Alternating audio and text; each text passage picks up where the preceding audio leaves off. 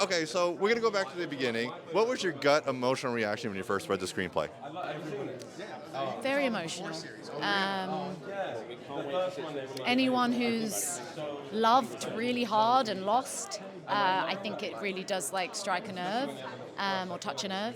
And I also just really appreciated the kind of the elegance of it, and through the lens of something that's a little bit more stylized, something that maybe has some nostalgia and some movies of old, but also with it being a really grounded, emotional journey for Cass. I just thought it was really beautiful. For me personally, it was quite special because we got to shoot obviously in London, in my hometown, during a time where it was really hard to make movies. So I think we were also, and also shout out to our incredible DP, Gigi, who just like this, he just brings so much warmth on screen, and it feels so cinematic, and yeah, it was very special because we felt really blessed because we were like, yo, we're making a movie and it's hard to make movies right now, and it was just really, really amazing experience. Your process working with Kit to kind of develop your relationship. This cast is so. Oh, they're just amazing, all of them. Like, we are so blessed to have every single person who came and worked on this movie with us. Kit is he's just so generous. He's such a professional. He cares so deeply, and had such an interesting take on Virgil, and brought something really fresh to the role that I don't even think. I'm sure Yaniz will talk about. That was on the page. So he's an absolute dream to work with, and he's sad that he couldn't be here today. But also Simon Callow is, oh my goodness, Simon, we love you. We're so sad you're not here.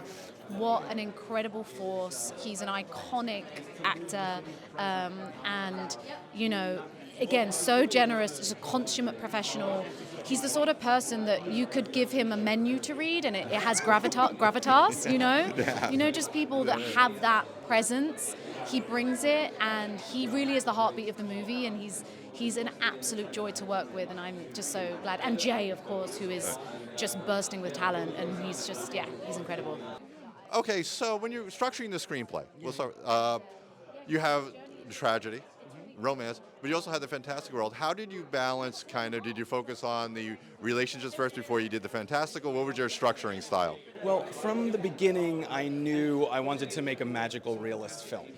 But I don't like, and I don't stick to any particular genre. I like to write and interweave between genres. So utilizing tragedy, a little bit of comedy, a little bit of genre, not in the American sense of the term being horror, but a genre-ish film, magical realism. So it came naturally, and then the balance, I think, came through 40 rewrites, finding, but it all began with the emotional center of the character and her journey. And her journey is basically from closing down as a human being and not having an emotional life anymore after a tragedy, and being able to slowly open up. That process, which is a map-making process, is what mechanically opens her up, but also emotionally opens her up. But as a writer, you had to track that through time. So that must have been kind of an interesting track. Where is she in each time frame? Well, I don't want to give away what happens in the movie, but there is a question as to what is actually true and not true in regard to the time travel ideas. And there are a lot of flashbacks to earlier in her life, which inform a map-making journey through the present, which returns her to the past. And that's the key. So it's about map-making and finding memories in the present. But did you structure, let's say, index card? Did you go straight through? I don't use index cards, no. I do very different things for very different movies. This movie came through a purge, an emotional purge. I just vomited out the first draft, and in the end it ended up in some weird esoteric place in the first draft, and then it was like noted back to be very much more literal. Other movies, I then wrote for television for years, and they make you outline absolutely everything for each step, in America at least. And so now I oftentimes do films where I actually am structuring beforehand. Depends on the movie. Now, what did you see in Naomi that you knew she's the only one that could play this character? I'd known Naomi through her commercial work, through her big films. I knew she was musical, and the main character is a musician. And then I saw I think it was a BBC television show, and she played a secondary part, but her small role blew me away. And I thought she was honest and beautiful and musical, and it's one of those things where you just know that that's your person. Now, Kit, you're playing a little against type in this movie. What did you say? All right, why? I see this in Kit that he can play this part. It was only Kit for me. It was always only Kit for me. When I watched Game of Thrones, very different character. Kit has this deep sadness within him that it's a melancholy, but it's also beautiful, and there's a kindness, and I just knew that if he could play the eccentricity of the character, it would transcend. I just knew he could do it, and there was really no other choice. I just knew it was him. I just knew it was him. And let's start with the directing question. I know you don't give away any plots, but what was the one scene that maybe was the biggest struggle, but in the end, I was really proud it came out. Wow, we pulled this off. Could be even a production challenge. Production challenge-wise, so we shot 48 locations in 27 days across 4 cities, across London, Bristol, and Cardiff. So everything was a production challenge, and we were trying to create London in Wales and Bristol. There you go. So, but what happened? Okay, most difficult. Ended up easiest, but here's the thing: there's a carousel that's in an old abandoned structure that has ruins, and we were supposed to shoot in Cardiff, and we were supposed to bring the carousel into this old ruin, in these old ruins, and it had rained terribly the first week, and the 2 days before they were somebody heard that we were doing it and said the ground is too wet and you might ruin the archaeology and we were just completely freaking out. So we had to then suddenly rent a studio and build in the studio that outdoor space. And what we did was we used pieces of architecture that we built and then used set extensions in post, and we had no idea whether on a huge green screen. We had no idea whether it was going to work. And in the end, if we had shot where we had initially intended to shot, it wouldn't have worked. It worked out well, but it was terrifying. It was so terrifying. Yeah. All right, so when you first read the screenplay, what was it about the character that made you want to play him? Well, I thought Julian was a really nice part of being in an opening sequence. I actually compared Julian to Up. That first sequence. I remember watching Up on a plane and just sobbing my eyes out.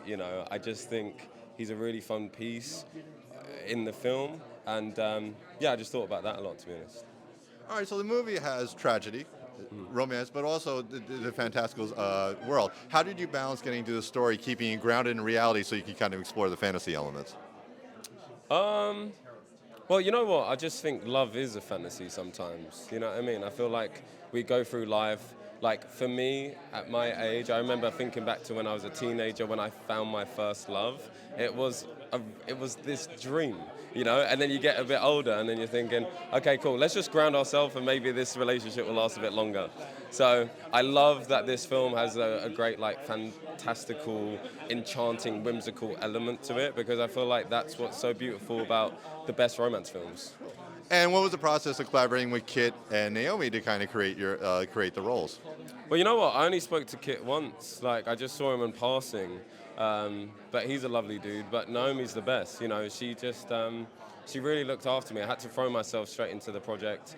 I came in a little bit later. But man, she is an incredible producer. She's an amazing actor. And I feel like we had a great chemistry. And how is it now coming to Toronto and showing it off appearing today in the Toronto Film Festival? I love Toronto. I love Toronto so much. Honestly, I've got friends and like people that I call family here. I really think it's a home away from home. And I'm so proud to be here, man. I was here a few years ago watching films, and it really was a dream to be here at TIFF. So I keep pinching myself, honestly. You had this wonderful film, tragic, but also, you know, time travel and beautiful. What was your process of balancing trying to keep the score based in reality, even though it's in a fantasy world? Well, I feel like it's better to lean into the fantasy, to essentially bring the audience into the magic and make them feel like the magic is real, so that, you know, when you're experiencing the film, you're experiencing it from the point of view of the characters who believe in magic and fantasy and things like that. So I think it was important to do the opposite of reality and just go full steam ahead. Now, there is time travel. Yes, there is. So when you go into different time periods, how did that change your composing strategy? It was just overall thematic materials. So the themes will evolve depending on the situation. So each character has their theme. Malcolm has his theme, Virgil, Cass. And so depending on the situation that they're in, it'll evolve. Maybe it'll be a little jazzy, or maybe it'll be a little orchestral, or maybe it'll be a little exotic with some gamelan. So. And when you're diving into more of the tragic elements, the actual real, how did that change your composing? Actually, I find that when you're scoring tragedy, it's better to stay a little neutral and a little on the warmer side, because that won't bring the audience down so badly, but it will affect them emotionally. So. Now, last question. Just curious. You did another movie, Swipe. That's here. Yes. So how do you approach composing a film that's based in reality? Fully, what was the difference in that strategy for composing that film? Well, Swiped was the exact opposite, obviously. It was a lot of synthesizers, a lot of me on my bass guitar, and so it was, think like if you mix Beethoven with indie rock with synthwave, and that's Swiped, which is the exact opposite of Eternal Return.